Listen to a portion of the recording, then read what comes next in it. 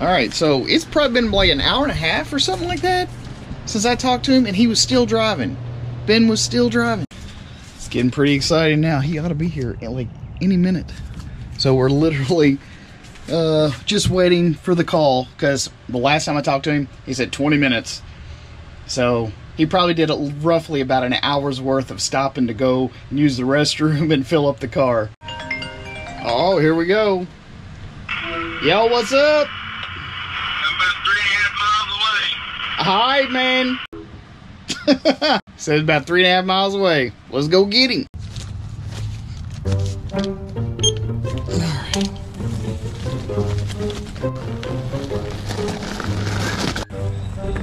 Honestly, this is probably going to be quite a change for him.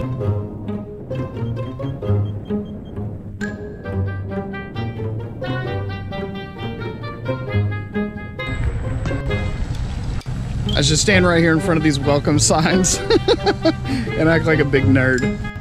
Yeah, this should be a big change for him, because, I mean, it's cold back home.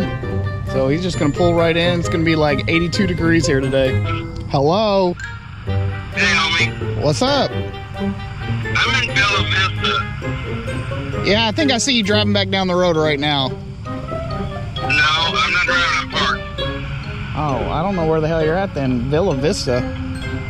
I'm parked in the entrance to 820. I don't see you anywhere.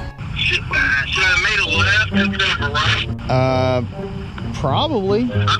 Oh, yeah. I'm not in condos, obviously. I don't know if it was back behind the condo. No.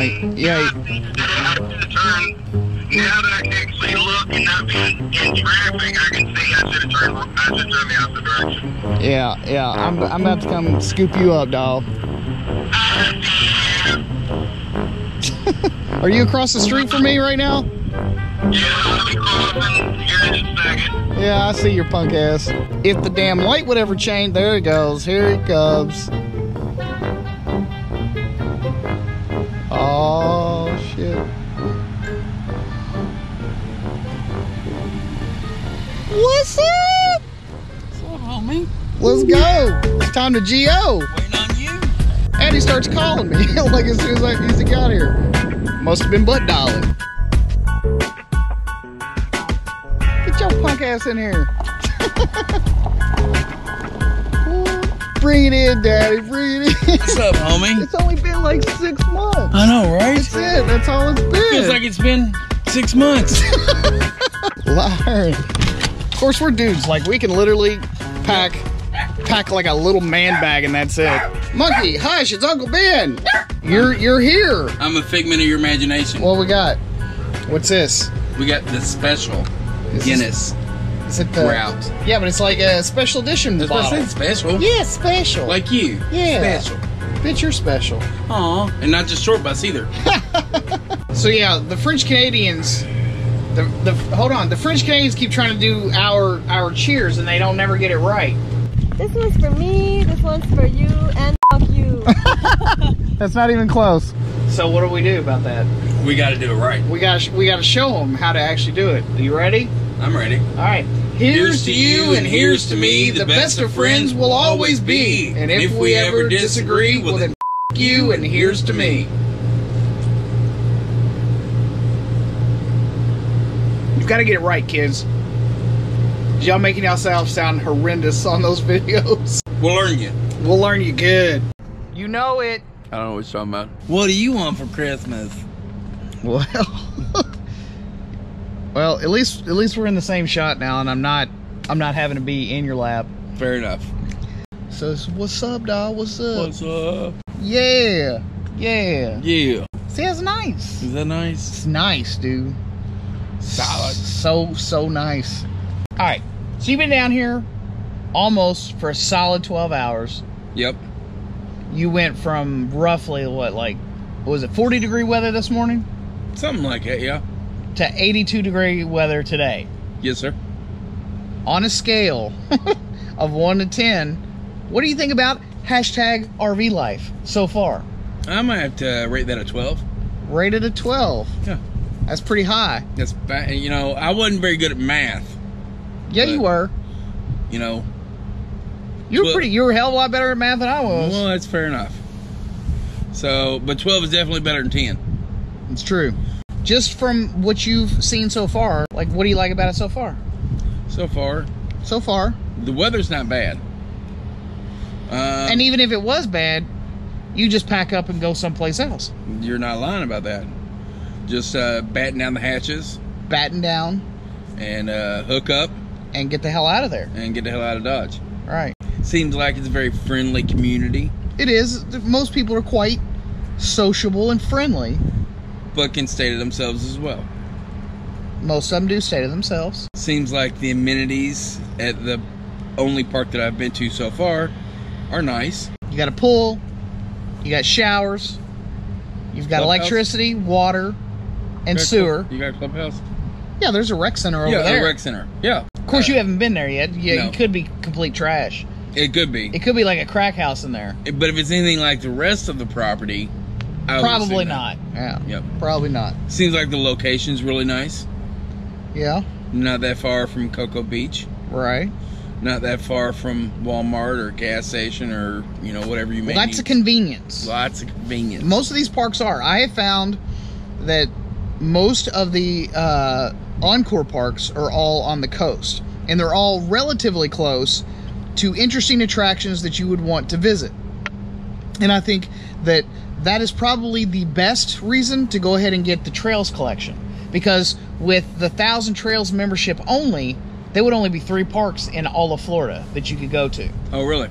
But if you add the extra $200 to get the Trails collection, Right. you get access to all of the Encore parks, and they're usually all along the coast. And the only 3,000 Trails parks that are down here in Florida are all straight down the middle. Your first one's in Wildwood, your second one is in Orlando, and your third one is down in Zolfo Springs. All the rest of them, all the Encore parks, all the ones that are in St. Petersburg and Largo and Hudson, Florida, and Cocoa Beach and the Keys, all those places, all the Encore parks are around the coast. Huh. And for $200, you can't beat that with a stick. No. For an entire year? No. Can't beat that. You can't beat it. Wouldn't want to. I mean, especially if you're going to be doing this full time. I agree. That's the reason I at least, even if I hated it, it's $200. You can't even stay in a shitty motel for 4 nights for $200. Well, that's what I was going to say. Even if you didn't do this full time. But it's only a bonus that these places don't suck. Now, granted, there are parks that are better than others, but none of them have just been like, I can't live in these conditions. Right. None of them have been like that. Some of them are tighter than others to get into because they're jammed in a little. So the parking is a little bit more right, scrunched. Yep. It can definitely get a little sketchy in some of these places. Gotcha. Again, if you didn't like the place, Mm-hmm. if you're equipped with solar and a generator and everything else, you could just go to state parks or national forests or Walmart or Target. no, you can't park in Target. Cracker Barrel, Cabela's, Bass Pro, Flying J, Pilot Stations. Any truck stop. Any truck stop. I've never stayed in a Target parking lot. Maybe y'all have. I don't know. I have no clue. So if you were thinking, like, coming from your perspective of someone who's never done RV stuff at all before, Right. like, you've kind of looked out here, and you've actually got a family. It's you, the wife, and 2 kids. What model do you think you'd want to look at if you were going to start? And a son. But he doesn't live with us. And a son, but he's old enough to... He's already out of the house. He's out He done got booted. Yeah.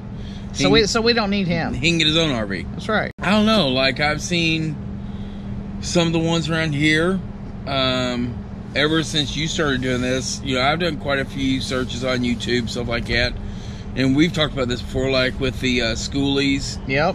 I would actually like to do a schoolie conversion. Even if I didn't live in it, I think I would at least like to, do it. I feel like I got some, while limited, but I do have some knowledge of, you know, construction and whatnot, to where I can do a lot of the work myself. Like most electrical stuff, the solar panels, any type of water filtration stuff like that, I would have to source out. But as far as like any type of... You've got a friend in me, because I've already done a solar system. I could hook you up. So do you think that you would want to actually do like a DIY project, or would you just prefer to just go and pick something up and just, you know, buy it off the lot so you don't have to do anything? So just go buy something. I think I'd rather do a DIY. Really? As long as the frame and the exterior, everything's good. It doesn't leak, doesn't have any major issues or anything like that, to where most of it's just personalization. So would you want to have something that had an engine in it, or would you want like a pull behind? If I had a schoolie, obviously I want an engine in it, but I mean, like, the pull behinds, something like what you have would be nice as well. I may have to opt for a size larger with the girls. Yeah. So maybe, or actually, I wouldn't even have to, because the bed up front plus the two beds back and back, I wouldn't have to. But it's not a dedicated bed up front, so you would have to make that bed correct every single time. Correct. And some people, I think they would be like, dude, that sucks. I can't stand to make my bed up every morning. Right. Because there's a lot of people that just literally roll out of the bed and they don't even like make the covers up. So to tear down the whole bed and put your table back up and all that stuff, some people would be like, hell no, I'm not doing that. That's the reason I just sleep on one of the twin beds. Right. Of course, I ain't got no kids. Ain't no kids now. Ain't no kids. I can sleep where I want to. I can sleep where I want. But yeah, maybe something a little bit larger. It seems like yours has all the amenities, like with the solar panels, with a shower, the laundry. Yeah. But just realize, folks, that like with as many different people, there's a million different ways to camp. There are a lot of floor plans out there. I mean, you just got to find what works for you. I've said this in a previous video. As a matter of fact, I'll leave it up here in the corner where I was talking about the perfect size. I think there's a perfect size for everyone too. And I think most people, after their first year of doing it, they kind of know what they like and what they don't like, and what size is going to be enough and what size isn't. But I do think it takes a little bit of time to figure that part out, because I don't think you really know what you need until you've lived in the thing at least for a few months. Kind of like with anything else, with a house or anything else, like, you know, especially, you know, if you're a family like we are, living in those type quarters or vacationing those type quarters. I think honestly, if I had to just throw out a rough idea, I think a schoolie would probably, that's what I've been really watching. Well, I will say this: the schoolies are probably the biggest rigs that you can get that have like that aluminum roof, and you don't have to worry about a rubber roof, and they're usually built pretty good because they're hauling, you know, the most important asset in our society, which is our children. So yeah, so it would be kind of like getting an Airstream that you could fix up and make exactly how you want it. I also recently saw a video with a Campulance. I don't even know what the hell. Oh yeah. A converted ambulance. Yep. So yeah, I would. Cool. I would do that too, because they generally have like a lot of compartments, a lot of storage on the outside as well. Correct. So that would be an added bonus that you wouldn't necessarily have with all other pull behinds. Oh, I agree. Or schoolies. Sounds good, man. I mean, at least you kind of got an idea of which direction you would go if you were to do it. Maybe have a pull behind vehicle. Yep. Because most of those schoolies, they're usually diesel, so they can haul quite a bit of weight. So you could, I don't know how you'd rig it up. I mean, I know somebody does it out there somewhere, but I've never seen it done, I don't think. Yep. I'm sure there's a way. Sure. Where there's a will, there's a way. And if there isn't a way already on the market, there's some fabricator out there that's welded some crazy stuff together, and they've got it figured out. Yes, they do. If they can figure out everything else, they figure out. So. All right, so first 12 hours down, and he already knows what kind of rig he wants. That's pretty good, I guess. You're talking at your ass right now, though. I'm a little delirious right now because I drove 12 straight hours here, so. And no sleep. At any rate, we're going to call it a night, I think. Do a little drinking and hang out and enjoy this nice weather. But we're going to get right back at it tomorrow. I'm not sure what's on the agenda for tomorrow. We haven't even decided yet. We'll figure it out. Yeah. Maybe some water fun. Water fun. Maybe. Not water sports. No water sports. Or maybe the Space Center. Who knows? Who really? Sky's the limit. At any rate, thanks so much for watching yet another riveting episode here on the Avion Awesome channel. I'm your host, Mark Puckett, and this is my boy Ben. We'll see you guys again on the next one. Peace.